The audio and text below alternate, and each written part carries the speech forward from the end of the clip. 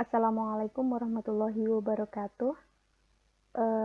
Perkenalkan, nama saya Ismi Mutrika, NPM 039 dari kelas IPA C. Pada kesempatan kali ini, kita akan membahas tentang bagaimana gerak benda pada lantai kasar dan pada lantai licin. Nah, nanti kita akan bandingkan bagaimana sih perbedaannya. Nah, sebelum kita membahas, mari kita lihat proyeknya terlebih dahulu. Kita isi di sini gaya yang bekerja adalah 150.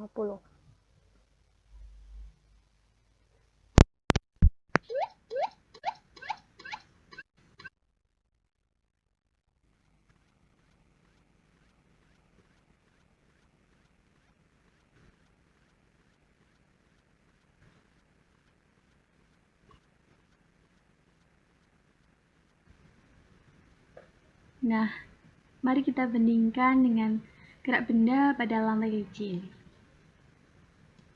Kita isi juga besar gayanya 150.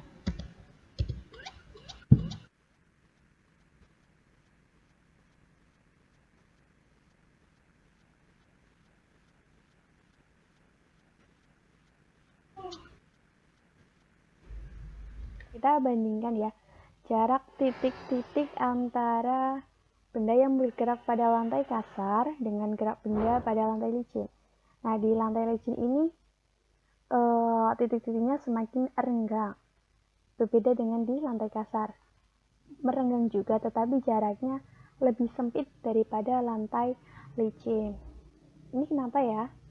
Kita bahas variabel-variabel yang mempengaruhi gerak pada lantai kasar dan gerak pada lantai licin terlebih dahulu.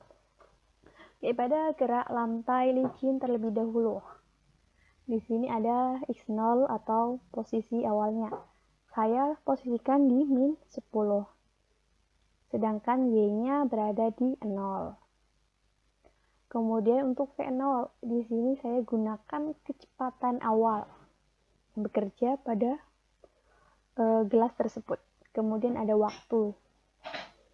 Kemudian ada F sebagai gayanya dan M sebagai masanya. Nah, di sini yang poin penting adalah A. A itu apa? A itu adalah kecepatan, di mana F per M. Karena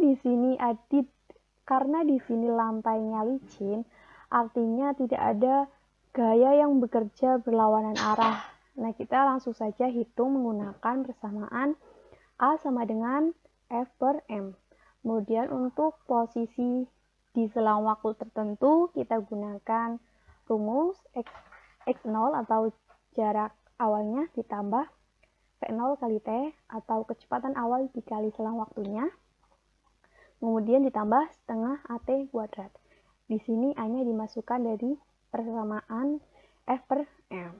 Kemudian berbeda lagi dengan gerak benda pada lantai kasar. Di sini ternyata ada gaya yang mempengaruhi.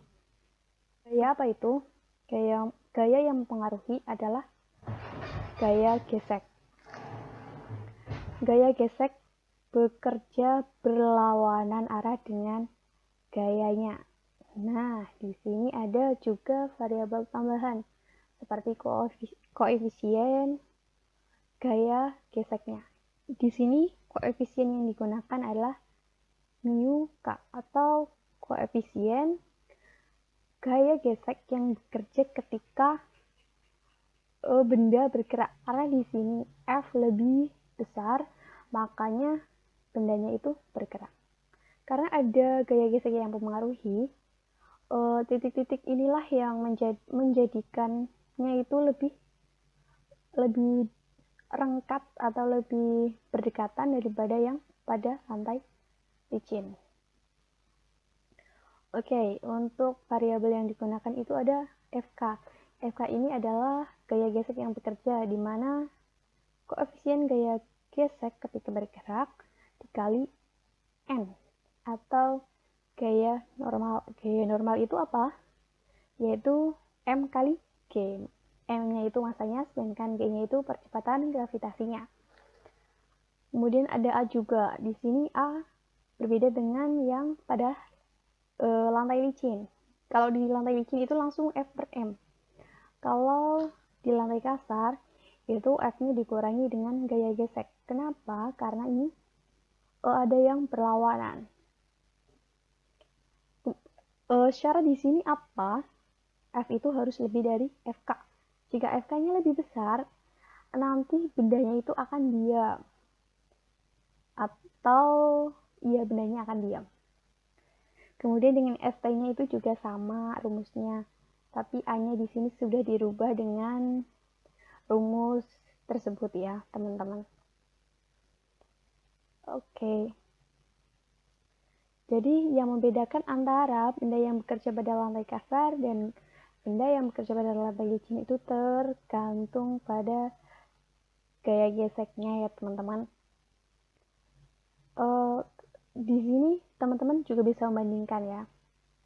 F-nya sama, M-nya juga sama, A-nya berbeda. Kenapa A-nya berbeda?